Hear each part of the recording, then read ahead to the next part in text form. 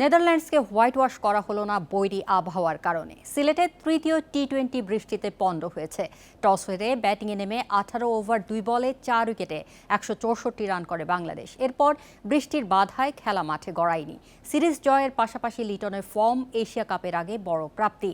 শেষ ম্যাচে সোহানের প্রত্যাবর্তনও আশা জাগানিয়া। 2 ম্যাচে টস জিতে বোলিং নিয়ে সমালোচনা হয়। শেষ টি-20তে ডাচরাই আগে ব্যাটিংয়ের সুযোগ করে দেয়। বেঞ্চের শক্তি দেখা, বোর্ডে বড় স্কোর ছিল চাহিদা। পাওয়ার প্লের 6 ওভারে তা পূরণ হয়।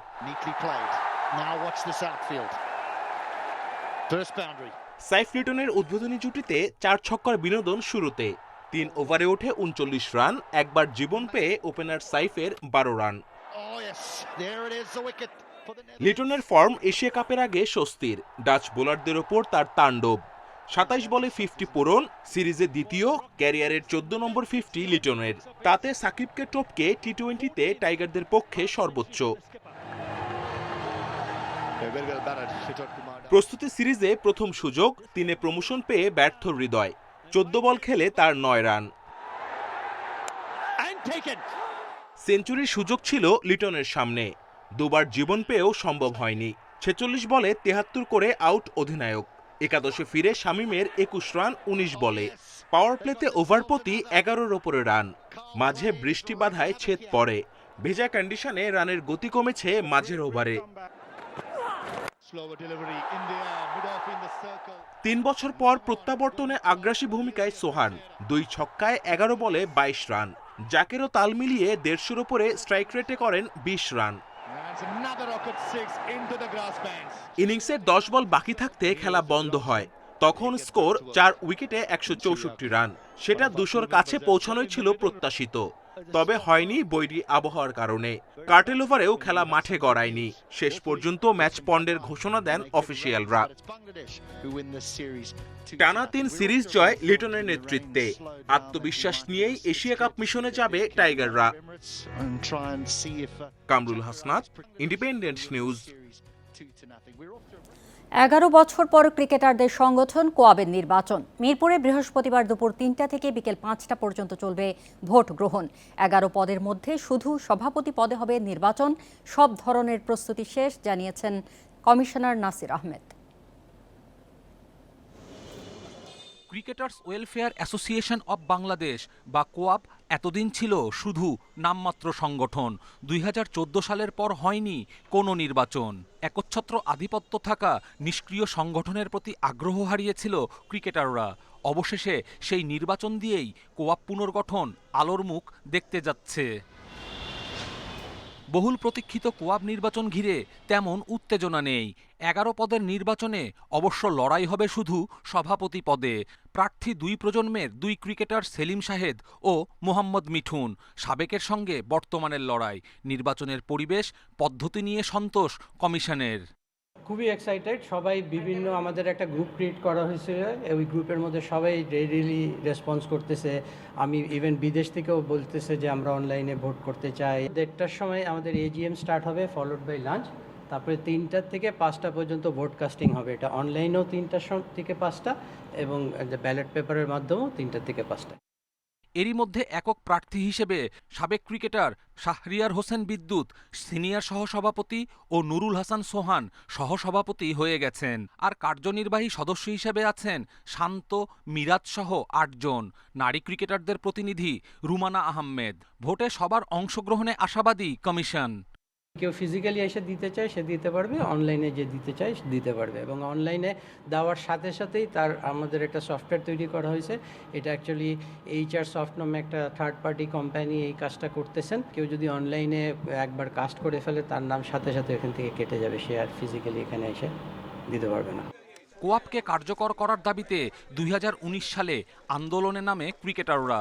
সেখানে 11 দফার মধ্যে উল্লেখযোগ্য ছিল কোয়াব নির্বাচন। কপিল পাল, ইন্ডিপেন্ডেন্ট নিউজ। অক্টোবরের প্রথম সপ্তাহে বিসিবির নির্বাচন। পরিচালক পদে বর্তমান সভাপতি বুলবুল ও সাবেক অধিনায়ক তামিমকে নিয়ে আগ্রহ তুঙ্গে। সভাপতি হতে চান দুজনই। এরই মধ্যে তামিমকে নিজেদের প্রার্থী হিসেবে ঘোষণা দিয়েছেন বিএনপির সাবেক এমপি মোহাম্মদ আলী আসগর লবি। বুধবার দুপুরে খুলনা প্রেস ক্লাবে সাংবাদিকদের সঙ্গে মত বিনিময়ে এক প্রশ্নের জবাবে একথা জানান তিনি।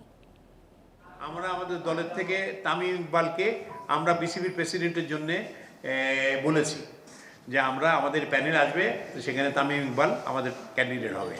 আমার পরে অনেক প্রেশার ছিল, কিন্তু আমি বলে দিয়েছি যে আমি হতে পারবো না, আমি দুই জায়গায় করতে পারবো না, কারণ এখানে ডুবরে আমার সময় দিলে আমি ওখানে যে নির্বাচন করতে পারবো না। আমি সেজন্য যাইনি ওখানে, কিন্তু আমি তামিমকে বলেছি, তামিমের সাথে আমার রোজই কথা। আইসিসি ওডিআই অলরাউন্ডার র্যাঙ্কিংয়ে 2 ধাপ এগিয়ে প্রথমবার শীর্ষে জিম্বাবুয়ের সিকান্দার রাজা। পেছনে ফেলেছেন আফগানিস্তানের আজমতুল্লাহ ওমরজাই ও মোহাম্মদ নবীকে। হারারেতে শ্রীলঙ্কার বিপক্ষে 2 ওয়ানডেতে 92 ও 59 রান সিকান্দার রাজার, উইকেট নেন একটি। এখন রাজার 302 রেটিং পয়েন্ট, দ্বিতীয় স্থানে নেমে যাওয়া ওমরজাইয়ের রেটিং পয়েন্ট 296, টাইগার তারকা মিরাজ 249 রেটিং পয়েন্ট নিয়ে 4ই আছেন। ব্যাটার র্যাঙ্কিংয়েও উন্নতি হয়েছে রাজার, 9 ধাপে এগিয়ে 22 নম্বরে উঠেছেন। শ্রীলঙ্কার প্রথম নিশাঙ্কা ব্যাটার তালিকায় 7 ধাপে এগিয়ে আছেন 13 নম্বরে। বোলার র্যাঙ্কিংয়ে শীর্ষেই আছেন সাউথ আফ্রিকার কেশব মহারাজ। ইংল্যান্ডের বিপক্ষে 5 উইকেট নিয়ে রেটিং পয়েন্ট বেড়েছে। ব্যাটার র্যাঙ্কিংয়ে শীর্ষস্থান ধরে রেখেছেন ভারতের শুভমান গিল।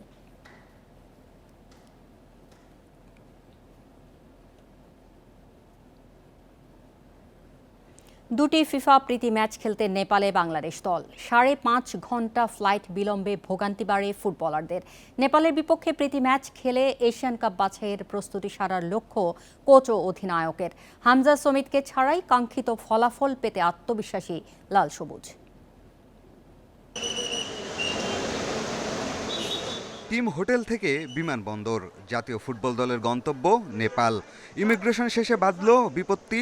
ফ্লাইট বিলম্ব হওয়ায় জামাল তোপুরা বিমান ধরেছেন নির্ধারিত সময়ের 5.5 ঘন্টা পরে। ফুটবলারদের জন্য যা বিড়ম্বনার।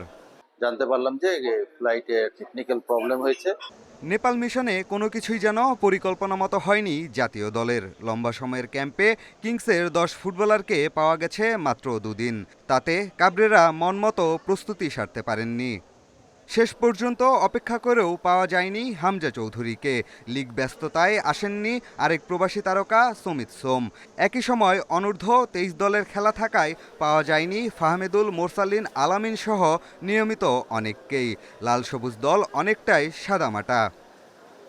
এত কিছুর পরও মনোবল হারাচ্ছে না বাংলাদেশ। নেপালের বিপক্ষে 2 ম্যাচ জিতেই দেশে ফেরার লক্ষ্য কোচ অধিনায়কের। আমাদের মূল উদ্দেশ্য হংকং ম্যাচের জন্য প্রস্তুত হওয়া। নেপালে আমরা অবশ্যই জেতার জন্য যাচ্ছি। ফুটবলাররা নিজেদের প্রমাণের সুযোগ পাবে। পুরো স্কোয়াড খুব বেশি সময় একসাথে অনুশীলন করতে পারেনি, তবে চ্যালেঞ্জের জন্য আমরা প্রস্তুত। 5-6-7টা প্লেয়ার মিসিং, অফকোর্স আমরা ফিল করব, স্পেশালি হামজা নাইস। আমার নিজে বিশ্বাস করি জয় সম্ভব, বাট আমরা জানি নেপাল একটা কম্পিটিটিভ টিম আর একটা ভালো টিম। নেপাল যাওয়ার আগে লাল সবুজের 23 সদস্যের চূড়ান্ত দল ঘোষণা হয়েছে। ইনজুরি কাটিয়ে ফরোয়ার্ড ফয়সাল আহমেদ ফাহিমও দলের সঙ্গী হয়েছেন। 6 ও 9 সেপ্টেম্বর হবে 2 প্রীতি ম্যাচ। পিয়াস সাহা, ইন্ডিপেন্ডেন্ট নিউজ, ঢাকা। হার দিয়ে শুরু হলো বাংলাদেশ অনূর্ধ্ব 23 ফুটবল দলের এশিয়ান কাপ বাছাই। স্বাগতিক ভিয়েতনামের কাছে 2-0 গোলে হেরেছে লাল সবুজ দল। এর আগে কখনোই এশিয়ান কাপের বাছাই পর্ব পেরোতে পারেনি অনূর্ধ্ব 23 দল। এবারও সেই বাধা টপকানো চ্যালেঞ্জিং। ভিয়েতট্রাই স্টেডিয়ামে সি গ্রুপের ম্যাচে বড় আশা নিয়ে নামে বাংলাদেশ অনূর্ধ্ব 23 দল। আগের 6 বারের চেষ্টায় কখনোই এশিয়ান কাপের বাছাই পর্ব পেরোতে পারেনি। ভিয়েতনামে সেই প্রথমের লক্ষ্যে নেমে স্বাগতিকদের বিপক্ষে শুরুটা এবারও ভালো হলো না। ম্যাচের প্রথম 30 মিনিট একচ্ছত্র আধিপত্য দেখায় ভিয়েতনাম। ম্যাচের 15 মিনিটে আসে স্বাগতিকদের আনন্দের মুহূর্ত। ফি হোয়াংয়ের অ্যাসিস্ট থেকে ফরওয়ার্ড এনগক মাই এগিয়ে দেন ভিয়েতনামকে। 1-0 ব্যবধানে পিছিয়ে থেকে বিরতিতে যায় বাংলাদেশ।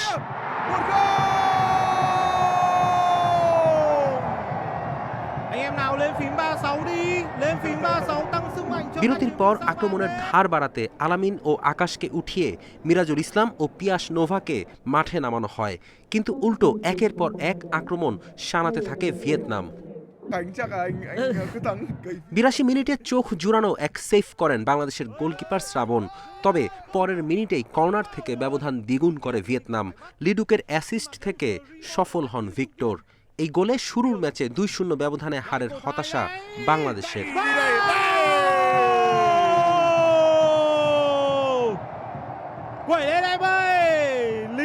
শনিবার পরের ম্যাচে ইয়েমেনের মুখোমুখি হবে মোরসালিনরা। ফাহমিদুলকে আশা করি যে নেক্সট ম্যাচে আমরা পাবো, এটা টিমের জন্য একটা বাড়তি প্রেরণা থাকবে। পাশাপাশি আমাদের গোলকিপার শ্রাবণ কিন্তু আউটস্ট্যান্ডিং পারফরমেন্স করেছে, আপনারা জানেন। আমাদেরকে আমাদের প্ল্যানটাকে এক্সিকিউট করতে হবে, তো প্লেয়াররা বুঝতে পেরেছে যে আমরা আসলে আমাদের প্ল্যানটা এক্সিকিউট করতে পারিনি। ফেরদৌস ইসলাম, ইন্ডিপেন্ডেন্ট নিউজ। আবারও অসুস্থ হয়ে হাসপাতালে ভর্তি হয়েছেন বাংলাদেশ অনূর্ধ্ব 23 দলের কোচ সাইফুল বারী টিটু। অনূর্ধ্ব 23 এশিয়ান কাপ বাছাইয়ে ভিয়েতনামের বিপক্ষে ম্যাচে তার বদলে ডাগ আউটে ছিলেন সহকারী কোচ হাসান আল মামুন। আপাতত স্যালাইন চলছে, পাশাপাশি অন্যান্য পরীক্ষা নিরীক্ষা করানো হয়েছে। এএফসির যে কোনো টুর্নামেন্টে হেড কোচকে প্রো লাইসেন্সধারী হতে হয়। ডাগ আউটে দাঁড়ানো কোচের সনদ না থাকলে ফেডারেশনকে জরিমানা করে এএফসি। সহকারী কোচ হাসান আল মামুনের বি লাইসেন্স রয়েছে, তাই দলীয় ম্যানেজার শাহিন আগে ভাগেই এএফসিকে বিষয়টি জানিয়েছে।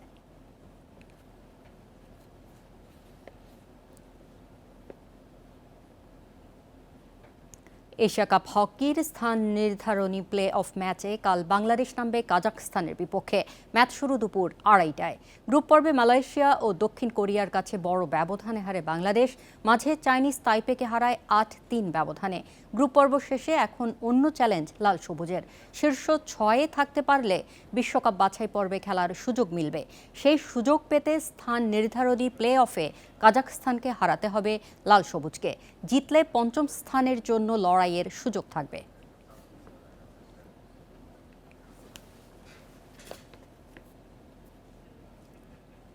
এই ছিল আজকে যত খেলায়। ইন্ডিপেন্ডেন্ট টেলিভিশনের সব খবর বিস্তারিত জানতে চোখ রাখুন ফেসবুক, ইউটিউব ও এক্সে। আমন্ত্রণ পরের আয়োজন।